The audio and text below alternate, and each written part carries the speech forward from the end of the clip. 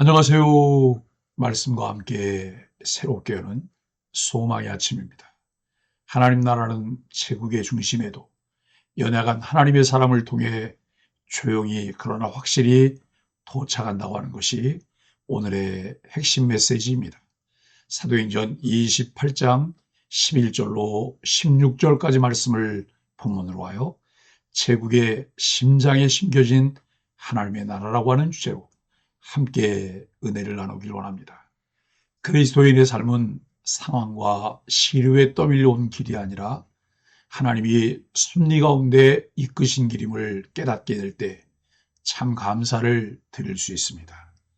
지난 본문 28장 1절로 10절에서 우리는 난파와 위기 속에서도 바울이 몰타섬에서 섬김을 선택함으로 복음의 문이 열리는 장면을 보았습니다. 폭풍은 바울을 멈추게 하지 못했고 난파는 그의 사명을 꺾지 못했습니다. 오히려 하나님은 떠밀려온 섬에서 새로운 선교의 문을 여셨습니다. 그리고 오늘 본문은 사도행전의 큰 흐름에서 매우 중요한 전환점입니다. 바울이 마침내 로마에 도착하는 장면입니다. 로마는 단순한 도시가 아니었습니다. 당시 세계의 중심, 제국의 심장, 정치와 군사와 문화의 수도였습니다. 사도행전 1장 8절에서 예수님이 말씀하신 땅끝까지라고 하는 선교의 지평이 상징적으로 로마에서 절정에 이릅니다. 바울의 로마 도착은 한 선교사의 여행 기록이 아니라 하나님 나라가 제국의 중심에 도달한 역사적 순간입니다. 로마는 복음이 도전한 제국의 심장입니다. 로마 제국은 당시 세계를 지배하는 초강대국이었습니다. 황제 숭배, 강력한 법과 군사력, 도로망과 통신망을 갖춘 문명의 정점이었습니다. 그러나 그 화려함 뒤에는 우상 숭배, 권력 숭배, 폭력과 착취의 구조가 자리 잡고 있었습니다. 바울은 자유로운 선교사로 로마에 온 것이 아니라 제수의 신분으로 호송되어 왔습니다. 세상의 눈으로 보면 패배자처럼 보입니다. 그러나 하나님의 눈으로 보면 복음이 제국의 심장부로 침투하는 결정적 진군이었습니다. 하나님 나라는 종종 힘과 성공의 모습이 아니라 연약함과 죄수의 모습으로 역사 속에 스며듭니다. 오늘 본문은 하나님 나라가 제국의 중심에 도달하며 확장하는 방식을 볼 수 있게 합니다. 첫째, 하나님은 평범한 시간과 과정 속에서 약속을 이루십니다. 본문은 이렇게 말합니다. 석 달 후에 그 섬에서 겨울을 난 알렉산드리아 배를 타고 세 달의 기다림, 항해, 항구 도시들의 이름들, 겉보기에는 지루한 여행 기록입니다. 그러나 이 평범한 이동 기록은 하나님의 약속이 성취되는 경로입니다. 하나님의 약속을 관심 있게 살펴보며 기다리는 사람들에게는 그 성취의 과정과 경로를 볼 수 있는 은혜가 주어집니다. 사도행전 23장 11절에서 주님은 바울에게 말씀하셨습니다. 내가 예루살렘에서 나의 일을 증언한 것 같이 로마에서도 증언하여야 하리라. 바울의 로마행은 갑작스러운 사건이 아니라 하나님의 오래된 약속의 성취 과정입니다. 하나님은 기적만이 아니라 일상의 항해와 이동과 기다림 속에서도 약속을 성취하십니다. 오늘 우리의 인생 항해도 마찬가지입니다. 큰 사건보다 평범한 하루하루가 하나님 나라 확장의 길이 됩니다. 오늘도 우리의 일상 가운데 섭리하시는 하나님을 신뢰하며 기대하는 삶의 태도가 복음의 가치에 이끌리는 삶을 살아가게 합니다. 둘째, 하나님의 나라는 형제, 자매, 환대와 교제로 확장됩니다. 바울이 이탈리아에 도착하자 이미 그곳에 있던 그리스도인들이 소식을 듣고 찾아옵니다. 거기 형제들을 만나 아피오 광장과 트레이스, 타베르네까지 나와 맞으니 라고 하는 이 장면은 매우 감동적입니다. 제국의 수도 로마 한복판에 이미 복음 공동체가 존재하고 있었고 그들은 죄수 바울을 찾아와 격려합니다. 바울은 그들을 보고 하나님께 감사하고 담대함을 얻습니다. 여기서 우리는 하나님 나라의 확장의 중요한 원리를 봅니다.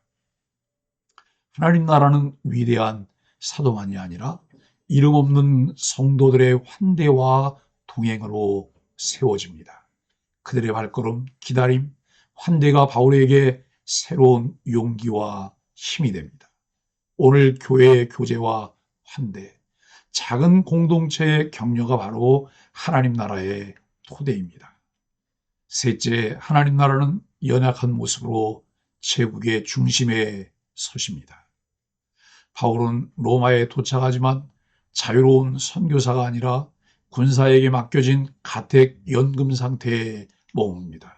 세상의 기준으로 보면 실패처럼 보입니다.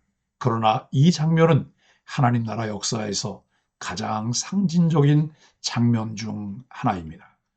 제수의 손목에 사슬이 묶인 채 복음이 로마의 심장부에 들어온 순간입니다.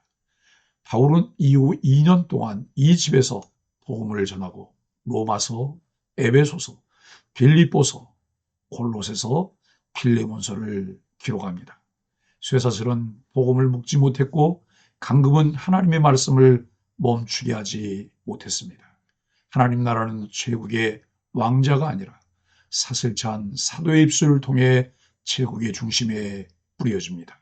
하나님을 경험한 그리스도인은 어디에 있던 어떤 상황이든 평신도 사역자로서 하나님 나라를 확장하는 사명을 가지고 있습니다.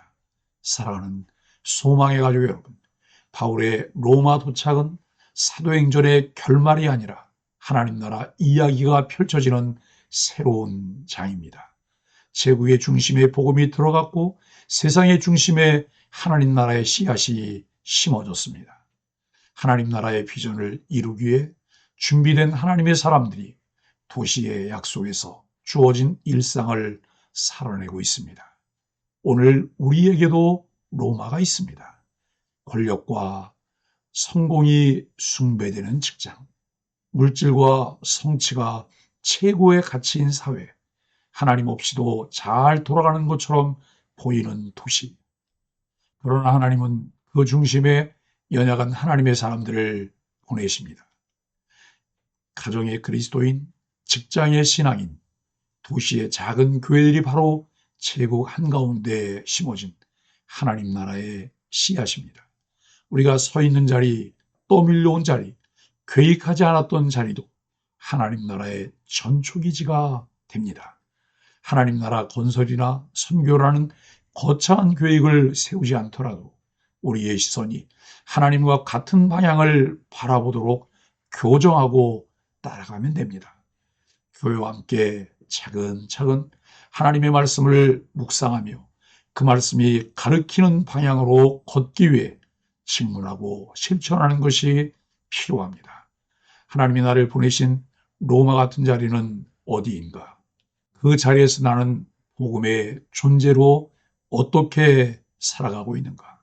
오늘 내가 할 수 있는 작은 하나님 나라의 행동은 무엇인가? 하루하루 삶의 초점이 하나님의 시선에 맞춰지기 위해 교회와 함께 소망의 아침 묵상에 참여하며 내가 평신도 사역자라고 고백하는 소망의 가족들이 되기를 예수 그리스도의 이름으로 간절히 축복합니다. 함께 말씀으로 드리는 소망의 아침 기도입니다. 주님, 저를 오늘 이 자리까지 인도하시고 하나님의 약속 안에 살게 하심을 감사합니다. 주님, 세상의 중심과 경쟁 속에서도 저를 하나님 나라의 씨앗으로 심어주심을 감사합니다. 주님, 연약한 모습으로도 복음을 드러내게 하시고 제가 서 있는 자리에서 하나님 나라가 전진하게 하심을 감사합니다. 예수님의 이름으로 간절히 기도합니다. 아멘.